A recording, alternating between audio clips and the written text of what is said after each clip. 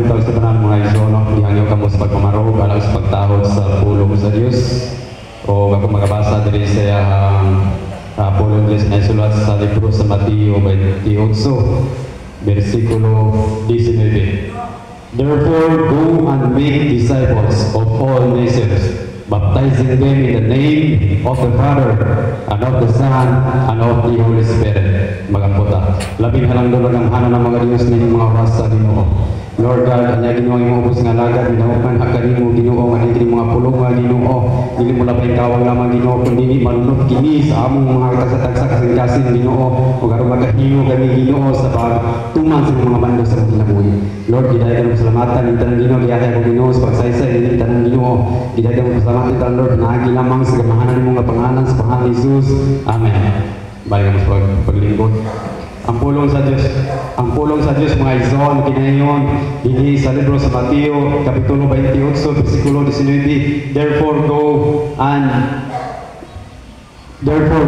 make disciples of all nations, baptizing them in the name of the Father, and of the Son, and of the Holy Spirit. Gani mga ison, atong makita nga sa ato ang tema karon nga fulfilling our mandate. Subot pasabot mga igsoon, ini nga atong teksto karon nga gimanduhan ta sa atong buhi nga Dios nga kinahanglan nato nga mafulfill ang iyahang mandato nga ni sa matang usapan nato. Daghan ang mga pagpadayag sa Dios nga atong nadunggan mga igsoon sa mga magwawang kung ano nga importante nga atong tumanon kung atong i-fulfill ang iyahang mandato mga igsoon.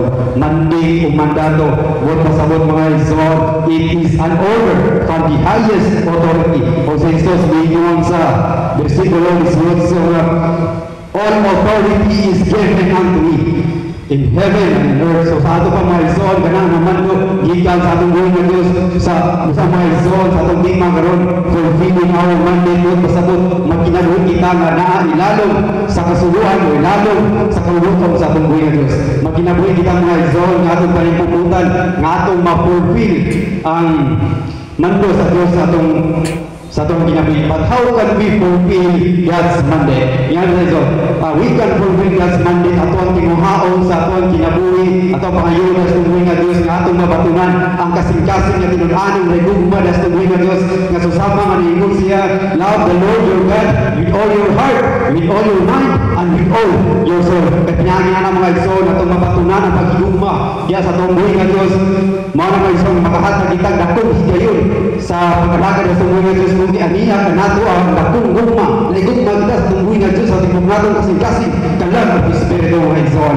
Mga mga igsoon nga ang gugma diya sa tungguhin nga Diyos, may usas na naagi nga atong mapulpil ang iyahang mando o mandate nga di sa matang usa ka natong mga igsoon. Naging sila sa 1:14-15, if you love me, keep my commandment. Kung igugma kita kaniya atong tumanon ang iyahang mga sugo. Mga mga igsoon, importante kayo nga atong pag-igugma diya sa Diyos, kaya atong mahimo ang iyahang mga mando sa matang usa ka natong mga igsoon. Ang kining atong pag-igugma diya sa tungguhin nga Diyos mga igsoon, mao kini ang nahimong iyabing nga makahimo kita sa pagtuman sa iyahang mga mando nga di sa matang usa ka natong mga igsoon. Nag-iuswa, if you love me, keep my commandment. Kung nagugma ko ka namin inyong kumano ng akong mga sugo. Sa ato pa mga igsoon, kung wala kita nagtuman sa mga sugo sa atong buhay nga Diyos, makita na sa buhay nga Diyos nga wala kita nagugma kaniya. Sa 1:14-21 naging siya, nga katong mudawat sa akong mga sugo, mutuman ini, mao na igugma kanako. Kung katong wala nagugma kanako, wala mutuman, umuwas sa akong mga sugo. Dili ka sa mga igsoon nga how can we fulfill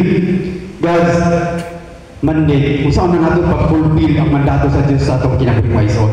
Usahin nga na kay importante mga igsoon nga pinahagi sa atong pag-communicate sa Ginoo, magpadayon kita sa atong mga pag-ampo, paghangyo sa tungguhi nga Diyos, nga tagan kita kaniya o kasing-kasing nga mahigugmaon diya sa iyang pulong. Kasing-kasing nga naigugma diya sa atong buhay nga Diyos nga tinudanay mga igsoon. Nga pinahagi niya na atong mahigugma diya kaniya mga igsoon, naigugma ta diya kaniya sa tingog natong kasing-kasing kanlap ang Espiritu mga igsoon.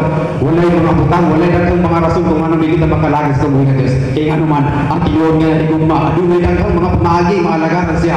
Ang Ginoo nga naigugma, adunay daghang mga pamahagi aron magatuon sa pulong sa Dios ang tinuod nga naigugma mga igsoon sa ang tinuod nga naigugma sa Dios mga igsoon kanunay nagkatuon sa pulong sa Dios kaya naman tuon kay naigugma sa Dios mga igsoon naigugma sa niya ng mga butang nga mga igsoon ingon nga gamay ang tungguin sa mga igsoon daghan ng mga magwawali nagipadayon sa tungguin nga Dios kung ngano nga kanang natima iya ipadayon sa matag sa kanatong mga igsoon kung kay nakita o gustuhan sa Dios nga atong paningkamutan ug hatagan na atong pagtagan ang the great commission nga atong mafulfill mga igsoon nga go and preach and make disciples.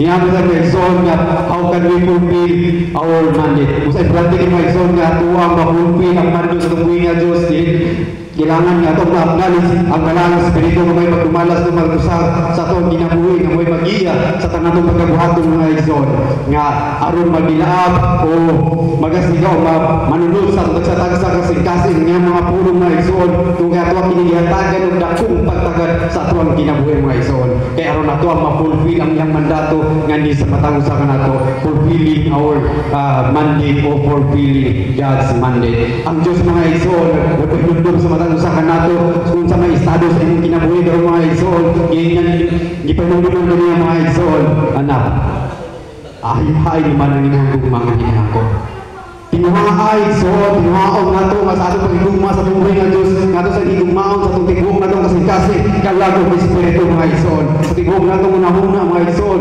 ina makita sa Dios mga igsoon nga tinuod kita nga nahigugma diha kaniya tinunanay nga atong pagigugma diha kaniya mga igsoon kay nga naman nakita tag mga pamaagi nga atong masabtan ang iyang mga mando kay nga naman nakita tag mga pamaagi nga ato ang ma-acknowledge sa presensya sa Ginoo kay nga naman ang ato ang kasing-kasing nagtinguha nga magkat-ong sa mga mando sa Dios nga ito ang kinabuhi mga igsoon. How can we fulfill our God's mandate?